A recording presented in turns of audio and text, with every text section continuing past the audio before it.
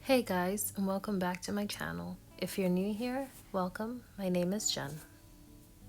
Today we're going to be creating the second weekly spread for the month of January. January's theme is champagne and fireworks. This theme was suggested to me by my sister and I really had fun creating it. If you haven't seen it yet, the link is up above to see the January bullet journal setup.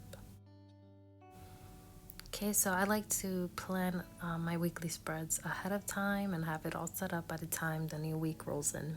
If I don't do that, then it will all pile up on me at the end of the week.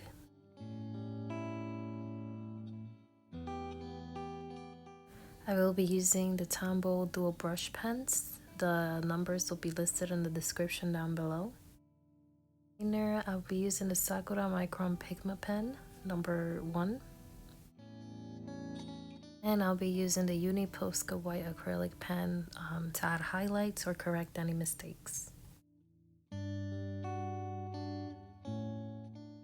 So I decided to keep this week's spread simple.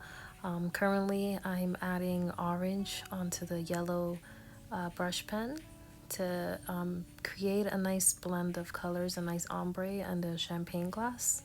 Darker at the bottom, lighter up top. Like I was saying, I decided to go simple with this weekly spread and just draw popping champagne with 2 champagne glasses clinking and champagne spilling out of it, and just the other page would just be a layout, simple one for the spread. One of my favorite aspects of bullet journaling, apart from the fact that it helps me stay organized, and it is something that I've been consistent with since 2020, October 2020 when I first started. I love the coloring portion of setting up the bullet journal. I know that there's a lot of different versions of bullet journaling out there. I've seen people who prefer going minimal. Kind of drains them and it is tiring for them to come up with themes and coloring it and making it look elaborate. I've seen people who do stickers only and they don't draw it out. That's one of the things I love about bullet journaling, that everyone can be in this community and enjoy this and do what's best for them, what's better for them in a creative aspect. Me personally, I just love the whole drawing process and coloring, so I believe that I will be continuing this type of setup for a really long time, unless something happens or some new thing comes out.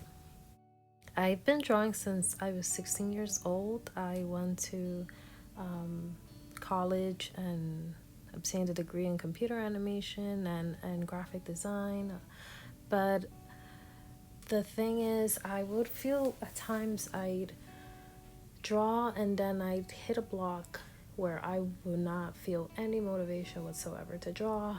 Months would go by, I would not even doodle anything. I would not pick up the pencil to draw anything.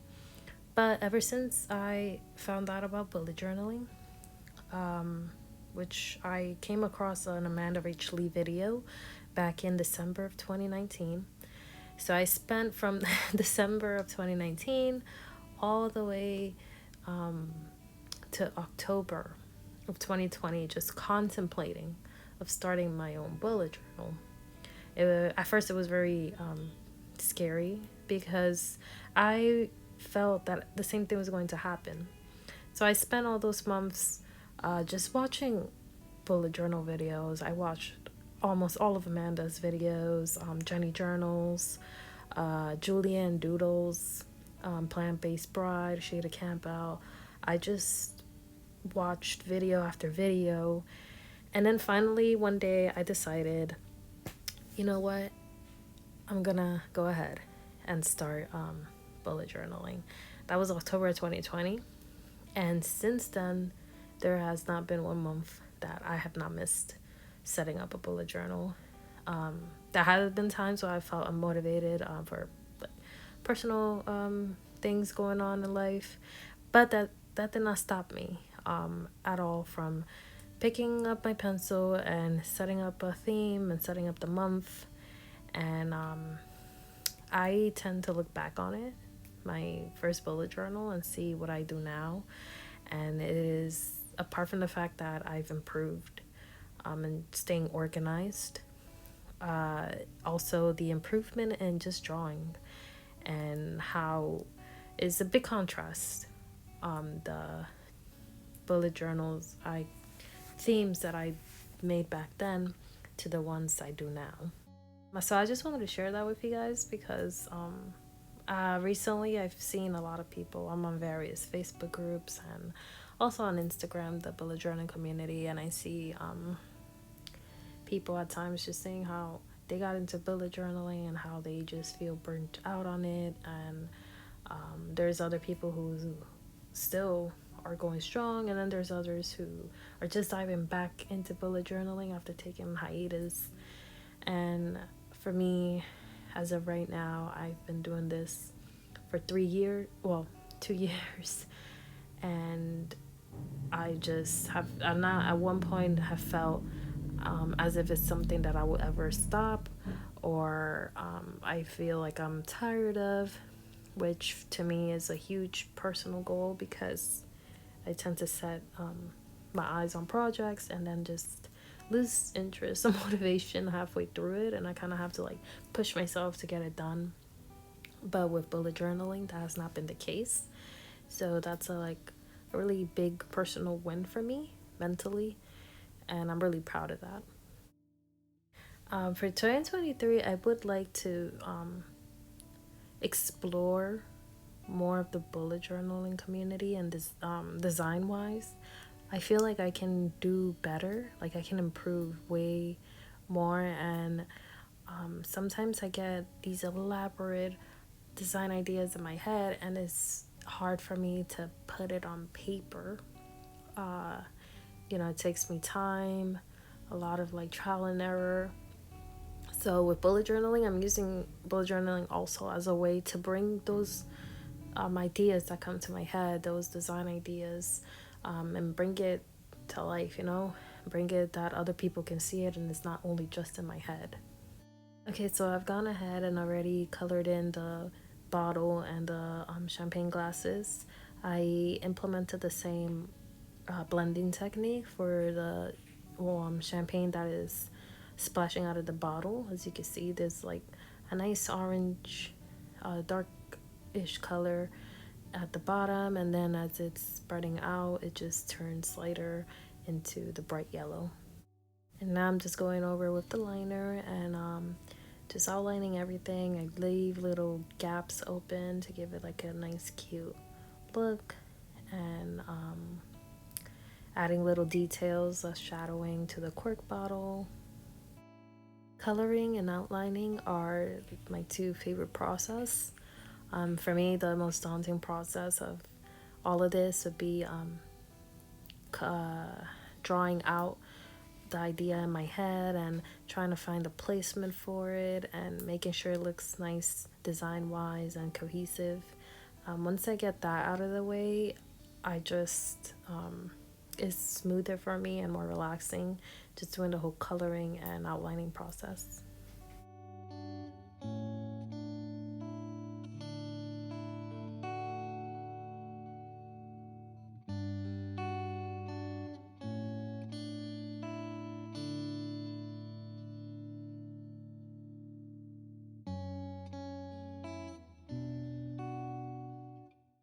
Now I'm going ahead and adding little details like champagne bubbles inside the bottle and little bubbles that are bursting forth from the splash.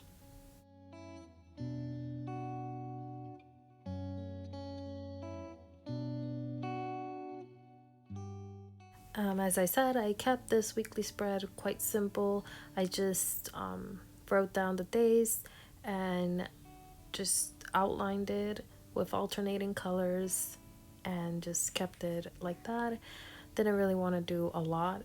One, because I have various projects in waiting that I have to get to, and I just wanted to do something that was quick, cute, but would not take up too much of my time, so I can go ahead and tackle the rest of the projects I have.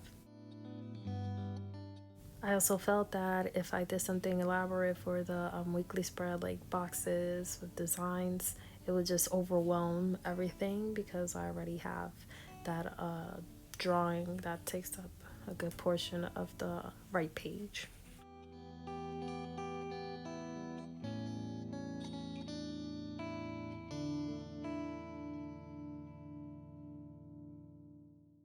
Here I'm using the number 2 Pigma pen because it's a bit thicker and I didn't want the lettering to be super thin.